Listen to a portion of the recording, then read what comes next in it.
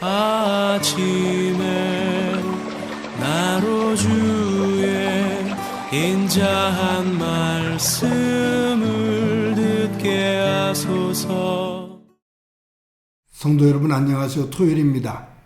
오늘도 하나님의 사랑이 여러분들의 삶의 자리에 가득하기를 간절히 소망합니다. 말씀 한 곳 봅니다. 마가복음 14장 66절부터 72절까지의 말씀을 봉독해 드립니다.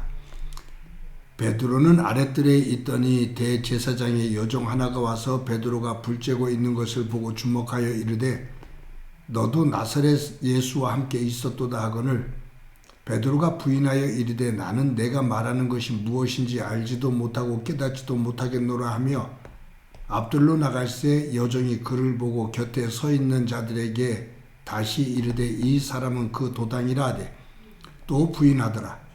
조금 후에 곁에 서 있는 사람들이 다시 베드로에게 말하되 너도 갈릴리 사람이니 참으로 그 도당이니라. 그러나 베드로가 저주하며 맹세하되 나는 너희가 말하는 이 사람을 알지 못하노라 하니 닭이 곧 두 번째 울더라. 이에 베드로가 예수께서 자기에게 하신 말씀 곧 닭이 두 번 울기 전에 내가 세 번 나를 부인하리라 하심이 기억되어 그 일을 생각하고 울었더라. 아멘. 예루살렘에 가면 베드로 통곡교회라는 교회가 있습니다. 베드로가 예수님을 세 번 부인한 오늘 본문의 내용, 이것이 이루어졌다고 생각되는 그곳에 세워진 교회가 베드로 통곡교회입니다. 이 베드로 통곡교회라는 이름도 절절하지만 그 교회 그 중앙에 있는 그 높은 돔 있죠?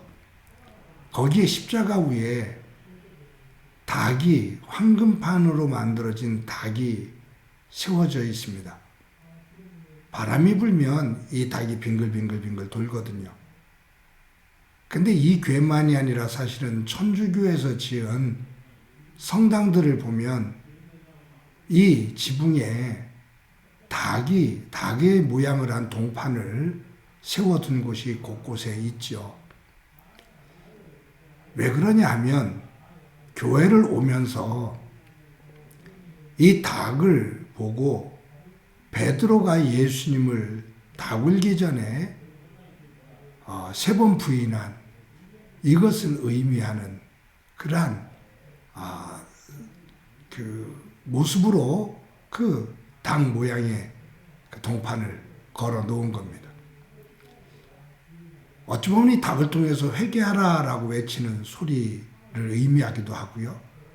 또 교회를 들어오면서 너희들의 죄를 허물을 그대로 보고 고백하며 용서를 구하며 예배당 안으로 들어오거라 라는 그러한 의미를 담고 있습니다.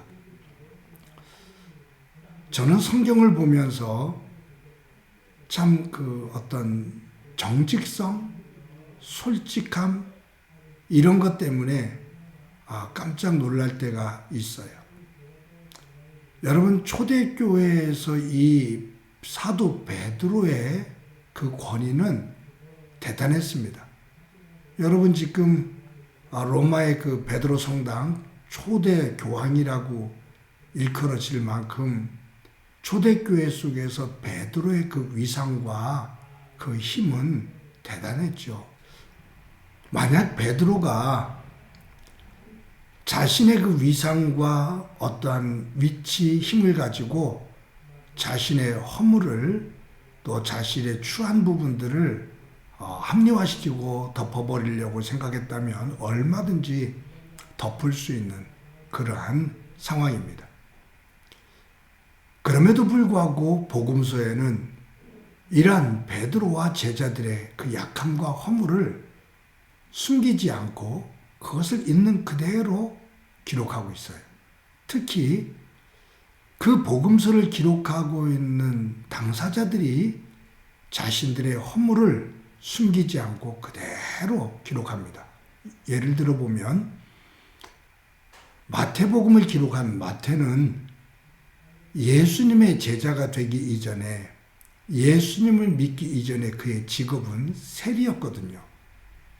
유대 사회 속에서 이 세리는 정말로 못된 직업이었습니다. 유대인들이 치를 떠는 직업이었습니다. 매국노 중에 매국노였던 직업이죠. 그런데 이 마태는 그런 세리로 있다가 그 세관장에 앉아 있을 때 예수님께서 그를 부르셔서 제자가 됩니다. 예수님의 12제자의 이름이 나오는 마태, 마가, 누가, 요한복음에 다 나오는데 마가와 누가와 요한은 그냥 12제자 가운데 마태 이름을 마태라고만 씁니다. 근데 마태복음을 기록한 마태 자신은 12제자 이름을 쓸 때 자신의 이름 마태 앞에 세리 마태라고 씁니다. 이 세리라는 직업은 부끄러운 직업이었거든요. 이것은 사람들이 감추고 싶어하는 과거거든요. 그런데 다른 사람들은, 다른 제자들은 그냥 마태라고 이름을 기록해 주는데 마태 본인은 자신의 이름을 쓸 때 세리 마태라고 씁니다. 즉 세리였던 나 마태. 세리였던 내가 예수님의 은혜 가운데 이처럼 사도가 되었어 라는 고백을 담고 있는 거죠. 또 마가복음에 보면 우리 보았습니다만 예수님께서 병사들에게 붙잡혀 가실 때 한 청년이 혼니부를 두르고 있다가 사람들이 그를 붙잡자 혼니부를 벗어버리고 벌거벗은 모습으로 도망간 청년에 대한 이야기가 나옵니다.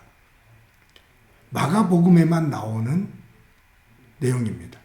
마태, 누가, 요한에는 안 나옵니다. 그럼 이 청년이 누군가? 마가복음을 기록한 마가 자신이다 그 말이에요. 여러분, 이 베드로에 대한 이러한 수치스러운 예수님을 3번 부인하는 이러한 내용들이 아주 자세하게 묘사가 되어 있잖아요. 근데 한편에서 생각해 보면 이 내용을 누가 알 수 있을까? 베드로 당사자가 아니면 누가 이 구체적인 내용을 알 수 있을까? 다른 사람들은 몰라요. 다른 제자들은 이미 다 도망갔어요. 혼비백산에서 다 도망갔어요. 이 사실을 알고 있는 사람은 구체적으로 알고 있는 사람. 그때 말 한마디, 그때 분위기, 이런 것들을 구체적으로 다 알고 있는 사람은 유일하게 한 사람 베드로 자신입니다. 베드로 자신이 예수님께서 돌아가시고 부활하시고 승천하신 이후에 복음을 증거하면서 예수님에 대한 이야기, 하나님에 대한 이야기, 복음을 증거하면서 자신이 예수님을 이처럼 부인한 연약한 존재라는 것을 자기 스스로가 고백을 하게 되는 거죠. 자신은 자신의 허물을 그냥 혼자만이 간직하고 덮어버릴 수도 있었을 텐데 베드로는 그것을 고백을 합니다. 그렇게 한 이유는 다른 것 없다고 봐요. 사도 바울이 고백하는 것처럼 나의 나됨은 하나님의 은혜입니다. 라는 것을 말하는 거죠. 사랑하는 성도 여러분, 아름다운 믿음은 내 허물을 합리화시키고 숨기는 것보다 그것을 있는 그대로 인정하고 고백하며 용서를 구하는 겁니다. 이것은 사람과 사람과의 관계에서도 그러하지만 특히 나와 하나님과의 관계에서는 더더욱이 그렇습니다. 내가 하나님을 믿는다면, 신실하게 믿는다면 내가 하나님 앞에서 가지고 있는 허물, 나의 약함, 이것을 핑계를 대고 숨기려고 하고 자꾸 합리화시키려고 하기보다 있는 그대로를 인정하고 용서를 구하며 하나님께서 용서해 주시는 그 기쁨과 감격을 가지고 감사하면서 살아가는 그 믿음이 아름다운 믿음이죠. 저는 베드로가 예수님을 3번 부인하는 이 내용, 그리고 닭의 2번의 울음, 그리고 그 울음소리를 듣고 눈물을 흘리며 통곡을 하는 베드로, 이런 부분들은 베드로의 솔직함, 자신의 허물과 죄를 인정하는 이 부분이 있기에 가능했다라고 봅니다. 오늘도 저와 여러분이 하루를 살아갈 때 하나님 안에서 신실한 믿음을 가지고 약함과 우리의 허물과 죄를 하나님 앞에 고백하며 또 용서를 받으며 또 그 용서받은 기쁨을 가지고 감사하면서 살아가는 귀하고 복된 날이 되어지기를 소망합니다. 한번 기도드립니다. 하나님 감사합니다. 저를 비롯해서 모든 사람들이 우리의 허물과 약함, 추한 부분들을 자꾸 합리화시키고 탓을 하고 숨겨 덮으려고 하는 속성들이 있는데, 오늘 이 본문에 베드로의 이 예수님에 대한 부끄러운 부인하는 내용이 기록된 것은 베드로 스스로가 그 모든 것들을 고백했기 때문에 가능하다는 것을 저희들 압니다.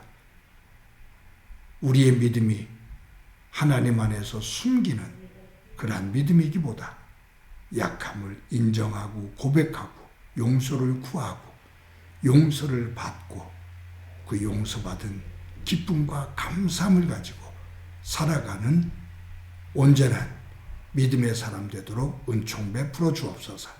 오늘도 함께해 주시리라 믿고 예수님의 이름으로 기도드립니다. 아멘.